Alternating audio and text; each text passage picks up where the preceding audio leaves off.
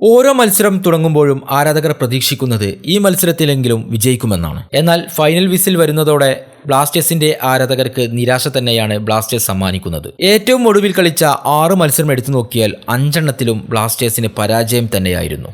ഇങ്ങനെ പോവുകയാണെങ്കിൽ play off എന്ന കടമ്പ ബ്ലാസ്റ്റേഴ്സ് ഒരിക്കലും കടക്കില്ല.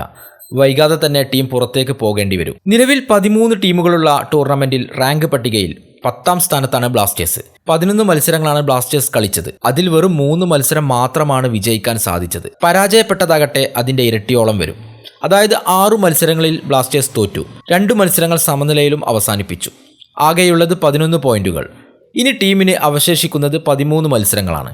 അതുകൊണ്ട് തന്നെ ഇനി പ്ലേ ഓഫിൽ കയറി കൂടാൻ ബ്ലാസ്റ്റേഴ്സ് വരുന്ന മത്സരങ്ങളിലൊക്കെ നന്നായി വിയർക്കേണ്ടി വരും. ഇനി ബ്ലാസ്റ്റേഴ്സിന് കളിക്കാനുള്ളത് മോഹൻ ബഗാനുമായിട്ടാണ്. ശനിയാഴ്ച അവരുടെ തട്ടകമായ കൊൽക്കത്തയിലെ സ്റ്റേഡിയത്തിൽ വെച്ചാണ് മോഹൻ ബഗാനെ ബ്ലാസ്റ്റേഴ്സ് നേരിടുന്നത്. മിന്നും ഫോമിലാണിപ്പോൾ മോഹൻ ബഗാൻ.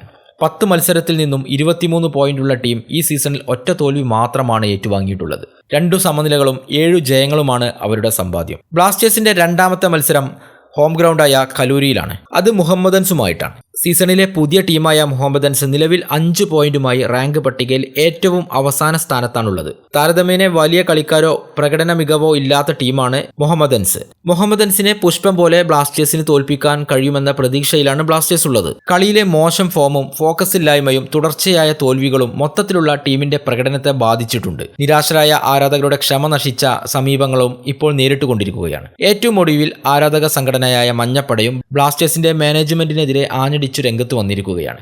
ഈ രീതിയിൽ പോവുകയാണെങ്കിൽ കടുത്ത പ്രതിഷേധം നേരിടേണ്ടി വരുമെന്നും അവർ ഔദ്യോഗികമായി തന്നെ പറയുന്നുണ്ട്. എന്തായാലും അടുത്ത മത്സരത്തിൽ വിജയിച്ച് ബ്ലാസ്റ്റേഴ്സ് തിരിച്ചു വരുമെന്ന് നമുക്ക് പ്രതീക്ഷിക്കാം.